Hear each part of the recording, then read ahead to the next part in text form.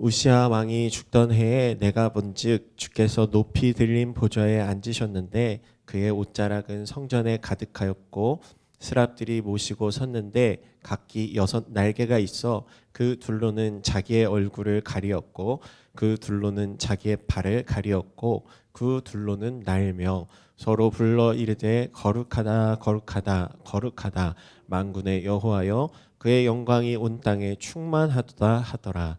이같이 화답하는 자의 소리로 말미암아 문지방의 터가 요동하며 성전의 연기가 충만한지라. 그때 내가 말하되 화로다 나여 망하게 되었도다. 나는 입술이 부정한 사람이요 나는 입술이 부정한 백성 중에 거주하면서 만군의 여호와이신 왕을 배웠음이로다 하였더라. 그때에 그 스랍 중에 하나가 부젓가락으로 제단에서 집은 바 핀 숯을 손에 가지고 내게로 날아와서 그것을 내 입술에 대며 이르되 보라 이것이 내 입에 닿았으니 내 악이 제하여 졌고 내 죄가 사하여 졌느니라 하더라. 내가 또 주의 목소리를 들으니 주께서 이르시되 내가 누구를 보내며 누가 우리를 위하여 갈고 하시니 그때에 내가 이르되 내가 여기 있나이다 나를 보내소서 하였더니 아멘. 오늘 어버이 주일입니다. 그래서 부모님께서 우리 가운데 주신 사랑 또 주님께서 또 우리 가운데 허락하신 귀한 가정 그 가운데 감사하는 오늘 하루가 되었으면 좋겠는데요. 여러분 어버이날 지났는데 어버이날 뭐 편지 써드리고 이렇게 꽃도 달아드리고 했어요? 착한 친구들. 네. 오늘 어버이 주일인데 항상 매년 지난주 뭐 어린이 주일, 뭐 이번 주 어버이 주일 이렇게 가정을 위한 5월이 가정의 달이잖아요. 이렇게 어버이 주일로 지키는 이유 중에 하나는 뭐냐면 우리 가운데 주신 부모님께 대한 효도, 뭐 공경 이런 것들을 주신 분이 바로 하나님이시기 때문이에요. 하나님께서 성경에 내 부모를 공경하라 명령하셨어요. 그냥 권유하신 게 아니라 이것은 하나님의 말씀이고 명령이에요. 그래서 자녀된 우리들은 하나님을 섬기는 우리들은 반드시 해야 되는 게 뭐냐면 부모를 뭐 해야 돼요? 공경하라. 공격하면 안 되고 공경하라. 내 부모를 공경하라. 부모님께서 내게 주시는 훈계, 말씀 그런 사랑들 잘 기억하고 부모님 기뻐하시는 삶을 살아가는 것이 곧 하나님께서 주신 명령이고 말씀이라는 것을 여러분 꼭 기억하며 살아갔으면 좋겠습니다. 또 한 가지 우리를 만드신 하나님을 우리는 하나님 아버지라고 고백해요. 그러니까 우리 부모님뿐만 아니라 우리의 근원이 되시는 우리의 창조주가 되시는 하나님 아버지를 온전히 높이고 기억하고 하나님 감사합니다. 이렇게 귀한 가정을 주셔서 귀한 친구들을 주셔서 귀한 세상 가운데 살게 해주셔서 감사합니다. 고백할 수 있는 오늘 하루가 되었으면 좋겠습니다. 오늘 성경 이사야서 6장 말씀 나의 죄악을 깨닫는 것이라는 제목으로 함께 하나님 말씀 나누려고 하는데요. 여러분 이사야 선지자라는 이름을 들어봤을 것입니다. 구약에 보면 여러 선지자들의 이름이 열거되는데 그 중에 이사야라는 사람이 성경에서 굉장히 많은 분량의 책을 기록한 사람이거든요. 그래서 이사야서를 구약에서 딱 펼쳐보면 1장에서 66장까지 이렇게 많은 분량의 내용들을 기록했어요. 그만큼 하나님께서 주신 말씀들, 메시지, 마음들을 많이 받아서 또 적어서 기록하면서 세상 가운데 또 선포했던 그 역할을 감당했던 사람이 바로 이사야라는 사람인데 이 이사야서가 많은 선지자들의 글들 중에서 가장 많은 분량을 차지하고 있어요. 66장. 여러분 성경이 총 66권입니다. 성경 한 권이 한 사람이 쓴 책이 아니라 여러 사람들을 통해서 이 책들이 같이 묶여 있는 것이 성경인데 총 66권이거든요. 그래서 구약은 39권, 신약은 27권. 구구단 하면 다 외워요. 39, 27. 앞에 39권, 뒤에 27권 이렇게 기억하면 되는데 이사야서도 총 66장 중에서 앞에 39장까지는 구약의 메시지처럼 하나님의 심판의 말씀 또 하나님께서 이들을 치시리라 이들이 회개하기를 이제 촉구하시는 그런 내용들이 있는가 하면 뒤에 있는 27장은 하나님께서 주신 약속의 말씀, 희망의 말씀, 메시아를 너에게 보내주실 거야, 구원자를 너에게 보내주실 거야 하는 약속과 희망의 말씀을 기록한 내용들이 줄을 차지하고 있어요. 그래서 이 이사야서를 소위 이제 작은 성경책이다 이렇게 이야기하기도 하는데, 오늘 읽은 본문은 하나님께서 이사야 선지자를 처음으로 불러주시는 장면, 하나님의 선지자로서 사역을 시작하도록 부르시는 장면이 기록되어 있어요. 이 우시야라고 하는 남유다의 이제 10번째 왕, 10대 왕이 죽던 그 해에 이제 이사야 선지자를 하나님께서 부르십니다. 이사야는 이제 환상 중에 천사들을 보고 또 보좌 위에 계신 하나님을 만나게 되는데요. 그분의 거룩하심과 영광을 자신의 이렇게 눈으로 보면서 가장 먼저 고백하는 것이 바로 자신의 죄된 모습들, 자신의 연약한 모습들, 자신의 어두운 모습들을 회개하고 토로하는 것이 기록되어 있어요. 그리고 이렇게 이사야가 하나님 앞에 자신의 죄를 고백하며 하나님 앞에 나아가는 그때에 하나님께서 이사야를 부르시고 하나님의 사람으로 세우시는 장면이 오늘 읽었던 6장의 말씀에 다 기록되어 있는 내용입니다.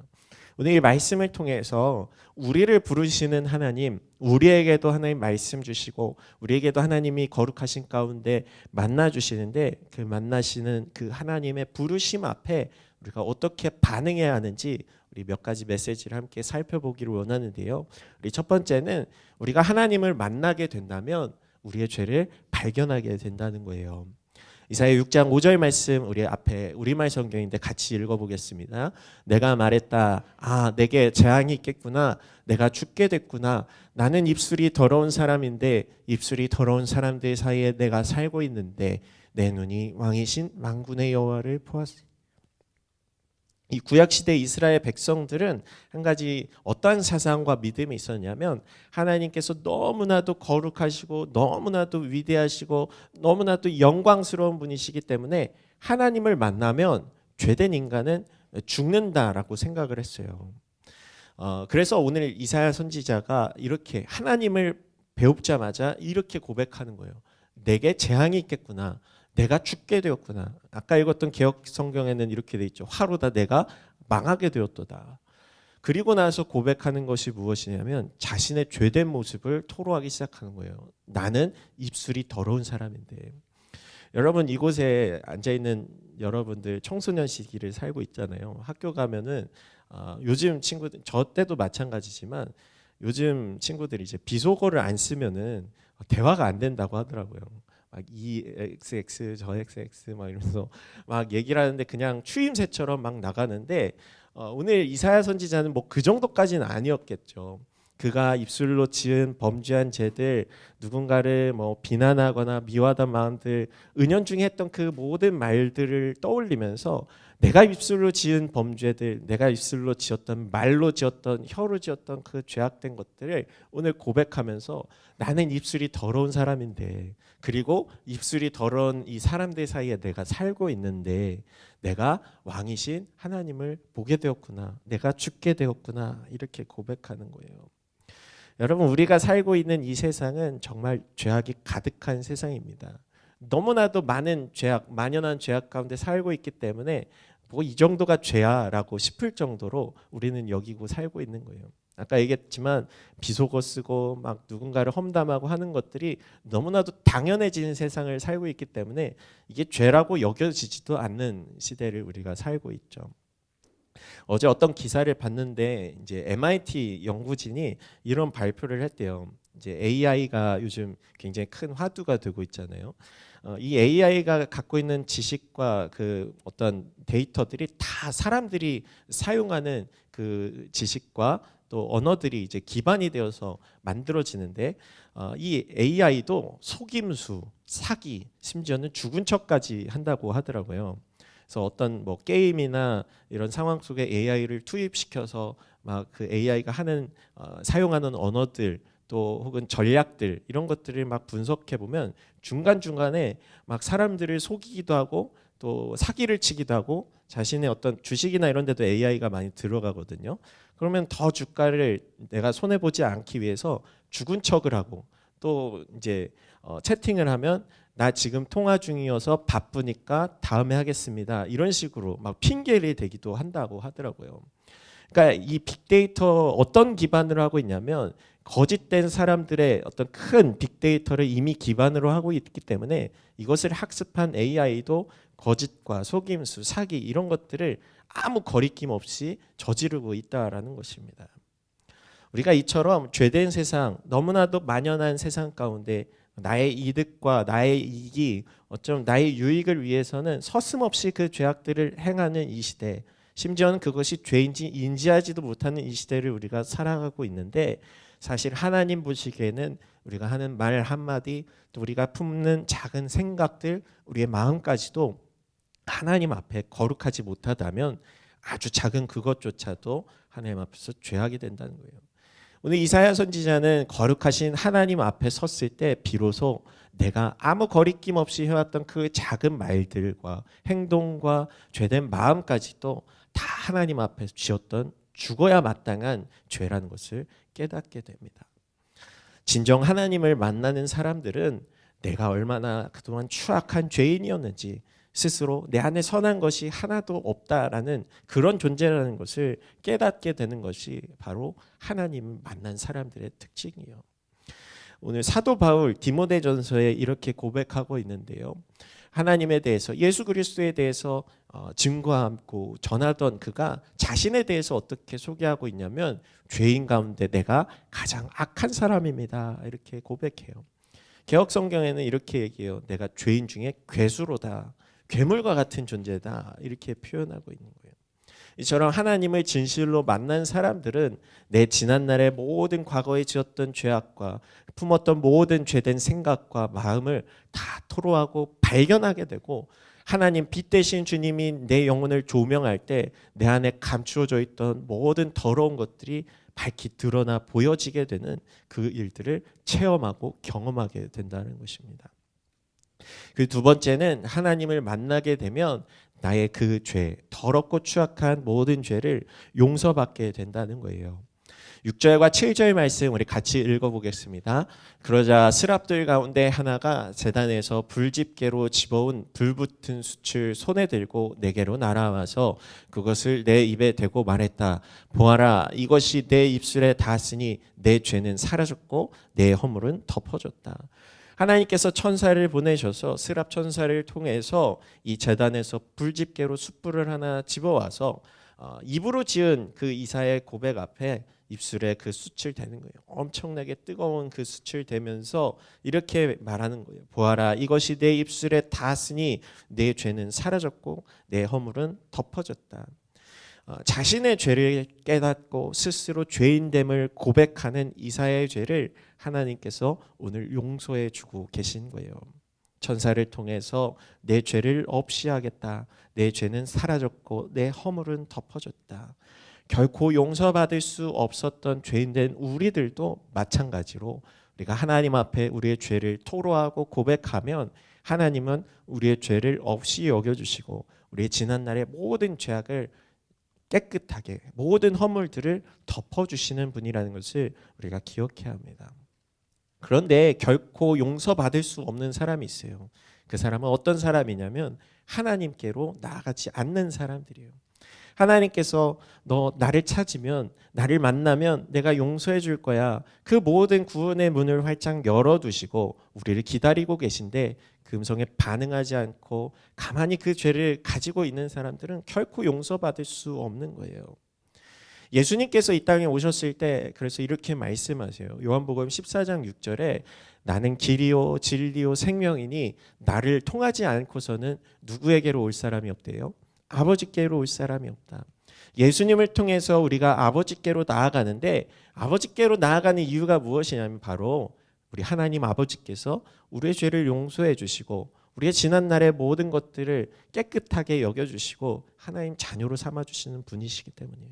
반대로 길이요 진리요 생명 되신 예수님을 통해서 하나님께 나아가지 못하면 우리는 결코 죄를 용서받을 수 없고 씻을 수 없는 존재들이라는 거예요. 죄를 용서해 주시는 분이 바로 하나님이시기 때문에 그 죄를 없이 하시는 분이 바로 우리 아버지 되신 주님이시기 때문에 우리는 반드시 그분께로 예수 그리스도를 통해서 나아가야 한다라는 것입니다. 이 세상 사람들은 너무나도 죄가 횡행하고 만연해지는 시대를 살아가면서 이제는 이건 죄고 이건 죄가 아니라는 그 기준 자체도 사람들이 정하기 시작해요.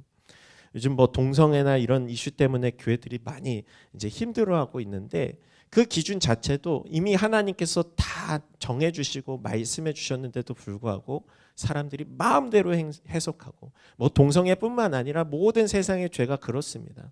성경엔 그렇게 기록되어 있지만 내 생각에는 말이야, 우리의 생각엔 말이야, 이건 죄 아닌데 이렇게 해석하기 시작하는 거예요. 죄를 지을 자유에 대해서 얘기하고 하나님께서 우리에게 다 허락해 주셨잖아. 그러면 우리 해도 되는 거 아니야? 그렇게 얘기하는 거예요. 그러나 하나님께서 우리 가운데 주신 자유라는 것은 무엇이냐면 죄를 지을 자유를 주신 것이 아니라 죄에 대하여 자유하다는 거예요. 너희는 이제 더 이상 죄에 묶인 사람이 아니라 죄에 묶인 존재들이 아니라 죄 없이도 죄 짓지 않고도 자유롭게 살아갈 수 있는 하나님의 자녀로 자유를 누려라. 우리 주님께서 주신 진리가 너희를 자유케 하리라 하신 말씀은 바로 이것을 이야기하고 있는 것입니다. 이처럼 죄 용서함 받은 사람 하나님을 만나게 될 때 우리는 깨끗함을 얻게 되고 거룩하신 하나님을 닮아 우리도 거룩하게 된다는 그 사실을 우리가 반드시 기억해야 한다는 것입니다. 그리고 마지막으로 죄 용서함 받은 사람은 사명을 발견하는 사명자로 살아가게 된다는 거예요. 8절 말씀 우리 같이 한번 읽어볼게요. 그리고 내 주께서 말씀하시는 음성을 들었다. 그분이 말씀하셨다. 내가 누구를 보낼까? 누가 우리를 위해 갈까? 그래서 내가 말했다. 제가 여기 있습니다. 저를 보내주십시오. 우리 하나님께서 이렇게 말씀하시는 거예요. 내가 누구를 보낼까? 누가 우리를 위해 갈까? 이렇게 말씀하시자 죄 용서받은 이사야 회개하고 하나님의 거룩하심 앞에 죄 없이함을 받은 그가 이렇게 대답합니다. 제가 여기 있습니다. 저를 보내주십시오. 우리 하나님의 그 부르시는 그 음성 가운데 이사야 선지자가 아주 적극적이고 능동적으로 반응하고 있는 거죠. 하나님께서 강제적으로 너 나의 부르심을 받아서 이 사역자의 길을 가라, 사명자의 길을 가라, 선지자의 길을 가라 이렇게 명령하신 게 아니라 누가 나를 위해서 갈까? 누가 우리를 위해서 헌신할까? 말씀하실 때 이사야 선지자가 자발적으로 제가 여기 있습니다. 제가 가겠습니다. 이렇게 얘기하는 거예요. 하나님의 부르심은 마치 이와 같아요. 우리에게 자유를 주시고 그것을 선택할 수 있는 권리를 주신 거예요. 예수님께서도 많은 제자들 12명의 제자들을 처음 부르실 때 기록된 장면 중에 하나가 이제 베드로와 안드레 또 어부들이 있었잖아요. 그 갈릴리 지역을 예수님께서 도시면서 나를 따라와라 팔로미 예수님께서 외치실 때 이 제자들이 예수님 앞에서 제가 가겠습니다. 그물을 버려두고 배를 버려두고 거리낌 없이 거침없이 예수님의 부르심에 즉각 순종하고 반응했다라는 것입니다. 여기 있는 여러분도 우리 하나님께서 여러분을 부르시는 그 음성 가운데 즉각 반응하고 순종하는 여러분이 되었으면 좋겠어요. 누가 나를 위하여 갈까? 누가 나를 위하여 일할까? 누가 나를 위하여 나의 마음을 세상 가운데 전할까? 우리 주님께서 말씀하실 때 제가 여기 있어요. 제가 갈게요. 제가 하겠습니다. 우리 부르심 가운데 반응하는 우리 여러분이 되었으면 좋겠습니다. 우리 주님께서는 우리를 무엇으로 부르셨는가? 주님은 우리를 빛으로 부르셨다라고 하셨어요. 마태복음 5장 14절 말씀 우리 같이 읽어볼게요. 너희는 세상의 빛이다. 산 위에 세워진 도시는 숨겨질 수 없다. 마가복음 4장 말씀입니다. 예수께서 그들에게 말씀하셨습니다. 사람이 등불을 가져와 그릇 아래에 두거나 침대 밑에 숨겨놓겠느냐 등잔대 위에 놓지 않겠느냐. 여러분 우리는 그리스도인으로 부르심을 받았는데 그리스도인의 사명은 무엇이냐면 바로 빛의 자녀로 살아가는 것입니다. 이 어둠과 죄악된 세상 가운데 그 안에 머물러 사는 것이 아니라 그곳에서 주님의 빛을 밝히 비추고 그 어둠을 몰아내고 하나님의 빛으로 영광으로 가득 채우는 것이 바로 그리스도인 된 우리들의 사명이라는 거예요. 그래서 오늘 이 말씀대로 우리가 등불을 가져와서 침대 밑에 숨겨두지 않는 것처럼 등경 위에 올려놓고 내가 그리스도인입니다. 내가 예수를 믿는 사람입니다. 내가 하나님의 말씀을, 하나님의 살아계심을 증거하는 사람입니다. 당당하게 밝히고 세상을 하나님의 거룩하심으로 밝히 비추는 것이 바로 우리 모두의 사명이라는 거예요. 우리 주님께서 그렇게 우리를 부르실 때 제가 여기 있어요. 제가 그 사명을 이루겠습니다. 제가 그 빛의 사명, 빛의 자녀로 살아가겠습니다. 이렇게 고백할 수 있는 우리가 되어야 한다는 것입니다. 1900년대 초반에 우리나라에 이제 교회가 기독교가 들어온 지 얼마 되지 한 20년 정도 되었을 때 이야기예요. 지금은 이제 북한 땅인데 원산이라는 곳에 하디 선교사님, 감리교 선교사님이신데요. 처음 이제 한국 땅을 밟으시고 조선 땅에서 이제 복음을 전하는 그 사역을 시작하셨는데 아무리 열심히 노력하고 또 설교를 하고 또 기도회를 인도해도 사람들이 도무지 바뀌질 않는 거예요. 그때 당시에 뭐 도덕적으로 윤리적으로 뭐 이렇게 우리나라가 되게 속된 말로 미개했잖아요. 맨날 술에 취해서 쩔어 살았다고 하더라고요. 기록에 보면. 근데 그 사람들을 어떻게 하면 좀 예수님 믿고 하나님의 자녀답게 변화시킬 수 있을까? 아무리 노력을 해도 이게 해결이 되지 않으니까 이 하디 선교사님이 되게 낙심하고 좌절합니다. 그리고 나서 어느 날 이제 그런 상황 속에서 이제 성경 읽기 모임, 사경회라고 하는데 성경 읽는 그 모임을 인도하다가 문득 이것이 이 사람들의 문제가 아니라 나의 문제구나라는 것을 깨닫게 되었어요. 하나님께서 조명해 주신 거죠. 내가 그동안 하나님의 인도하심과 하나님의 능력을 내가 의지하지 않고 내 생각대로 내 방식대로 이걸 하려고 했구나. 그래서 하나님 앞에 회개하기 시작합니다. 별로 특별한 내용이 아니잖아요. 그런데 신기하게도 이 하디 선교사님이 자신의 죄를 토로하고 또 이야기하고 회개하기 시작하니까 그곳에 앉아있던 한 사람 한 사람 자신의 죄를 토로하기 시작하는 거예요. 회개하기 시작하는 거예요. 어떤 사람들은 내가 무엇을 훔쳤습니다. 어떤 사람들은 내가 누구를 미워했습니다. 어떤 사람들은 내가 그 사람에게 잘못된 마음을 품었습니다. 내가 그를 때렸습니다. 하는 것들을 한 사람 한 사람 꺼내놓기 시작하니까 곳에 회개의 큰 부흥이 임하게 되었다라는 거예요. 근데 그 내용들이 뭐 엄청 큰 죄를 저지른 사람도 있지만 대부분은 굉장히 사소한 죄악들이에요. 여러분들이 갖고 저질렀던 죄악과 다 비슷할 거예요. 서로 미워했던 마음, 증오했던 마음, 시기했던 마음을 서로 고백하고 화해하고 용서가 이루어지고 그리고 이 회개의 운동이 원산에서 시작된 것이 이제 평양으로 그래서 수만 명이 회개하기 시작하는 그 운동으로 번지게 되고 서울로 인천으로 전국 각지로 이 부흥의 운동이 전개되는 역사가 우리 기독교 역사에 기록되어 있습니다. 그런데 놀라운 것은 이들이 고백했던 그 모든 죄들이 아주 작고 사소한 문제들 이게 뭐 죄가 될 수 있어 라고 싶을 정도의 죄까지도 하나님 앞에 철저하게 고백하고 회개했다는 거예요. 어떤 사람들은 이런 이제 고백도 했대요. 내가 예배당에서 신발을 남의 신발을 그냥 신고 와버렸다. 이거 어떻게 해야 되나 하나님 앞에 회개하고 내가 정말 마음으로 이 친구를 미워했다. 이런 것들까지도 다 작고 사소한 죄도. 근데 오늘 이사야 선지자의 고백이 바로 이런 거예요. 내가 입술로 지은 죄, 세상적 기준에서는 죄라고 여겨지지 않는 그 기준의 죄이지만 하나님 보실 때에는 내가 죽게 되는 화로다 내가 망하게 되었도다 깨닫게 되는 우리의 작은 마음에 품은 이 죄의 씨앗까지도 하나님 앞에서 철저하게 이것이 사망에 이르게 한다는 것을 깨닫고 하나님 앞에 회개하기 시작했다라는 것입니다. 오늘 이사야 선지자 자신의 죄악을 깨닫고 하나님 앞에 회개하고 죄의 용서함을 받은 후 하나님의 사람으로 그가 다시금 나아가게 되었듯 여러분 우리들도 우리 마음 가운데 있는 작은 죄악의 씨앗이라도 하나님 내 모든 죄를 용서해 주세요. 내 작은 죄의 씨앗까지도 다 깨끗하게 씻어주세요. 내 영혼 전체를 부패시키는 이 누룩과 같은 어두움들 떠나가게 해주세요. 고백하며 하나님 앞에 철저하게 회개하여서 하나님의 사람으로 나아가게 되는 여러분들이 되기를 주님의 이름으로 축복합니다.